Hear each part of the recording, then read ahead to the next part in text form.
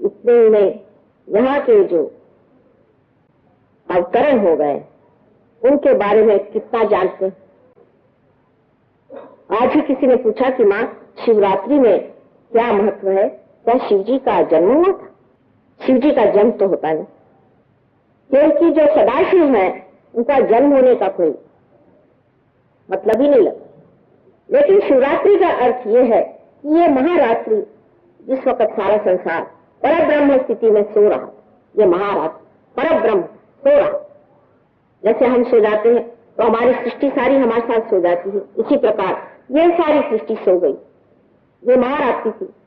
और तब उसमें सदाशिव जब जागरूक हुए, सदाशिव माने जो कभी भी नहीं बदलते, जो कभी इनकार नहीं करते, जो सिर्फ एक साक्षी स्वरूप होकर के सारे संसार को देखते हैं, वो सदाशिव जब जागरूक हुआ तब उन्होंने अपनी शक्ति, जो आदि शक्ति, जिसे कि होली घोस्ट कहते, जिसे वेदों में ई कहा गया, जिसे अथीना कहते, इस शक्ति को अपने से अलग करके और कहा कि तुम सृष्टि की रचना कर।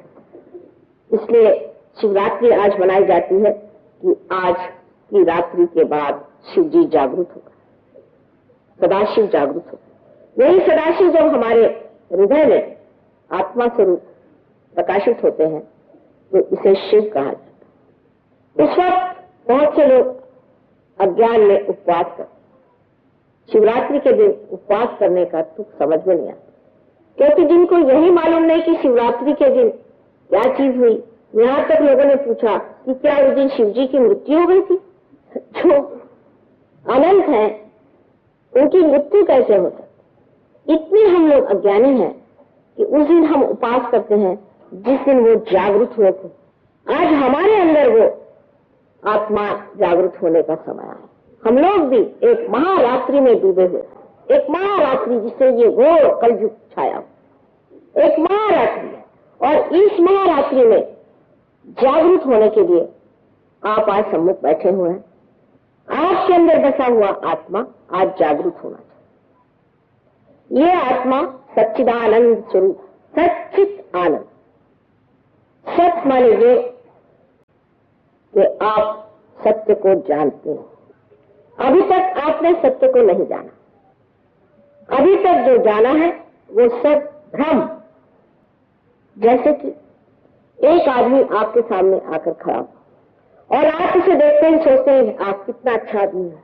जब उसने आपके सामने गुनगुनाना शुरू कर दिया, साहब देखिए मैं इतना अच्छा आदमी हूँ, मैंने इतनी अच्छाई की और इस आदमी ने मेरे साथ इतना जुल्म किया, आप उस पर भय पड़े। हो सकता है कि वो किसी जेल से छूटा हुआ चोर हो सकता है वो आपको लूटने के लिए आया हो या आपको मर्डर करने के लिए आया।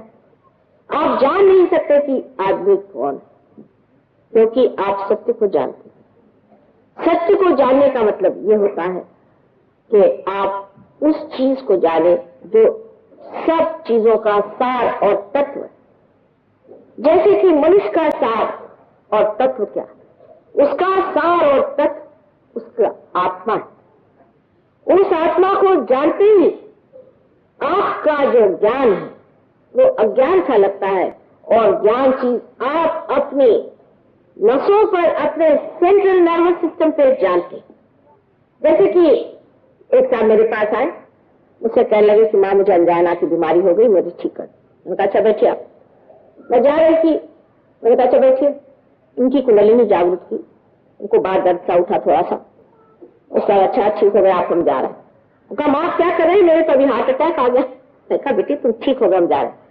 उदास होकर बैठ गए। मैं मोटर में बैठी, फिर मैं निकल के आई। मैंने कहा कि देखिए मेरी बात आप सुनिए, अभी आप डॉक्टर को जा करके अपने एंजाइनोग्राफी लीजिए और उसके बाद आप विश्वास कर लीजिएगा कि मैंने जो कहा वो सुन।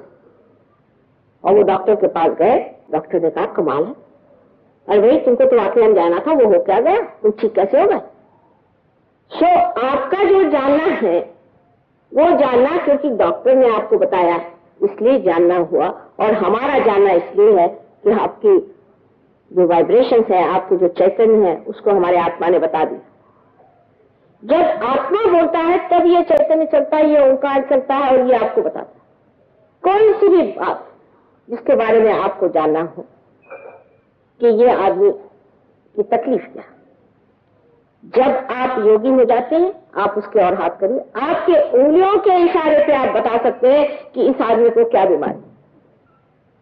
और जब ये बीमारी आपको पता है, अगर आप जानते हैं कि उस बीमारी के कारण से परे, जिसे कॉज एंड इफेक्ट कहते हैं, उससे परे आपको उठना अगर आ गया तो आपने उनकी बीमारी ठीक कर दी। और उससे परे उठाना बहुत ही आसान है, उसको कुंडलिनी पर डाल दीजिए। कुंडलिनी जो है ये कॉज और इफेक्ट से परे है। अगर आपने उसको कुंडलिनी पर डालकर उसकी कुंडलिनी उठा दी, खत्म, काम खत्म, वो सब तबीयत ठीक हो गई उसकी। कभी कभी कुंडलिनी का जागरण और उसका बिठाना बड़ा मुश्किल जाता है, वो दूसरी बात, पर अगर वो हो गया तो काम खत्म, फिर आपको आगे कुछ करने की जरूरत नहीं।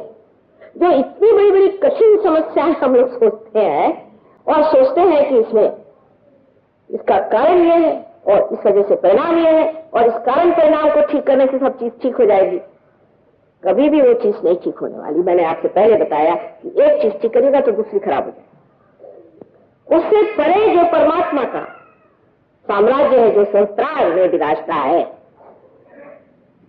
उस साम्राज्य में आप आइए, आपका आगमन हो, आपका स्वागत हो, नमस्कार करके आप अंदर आइए।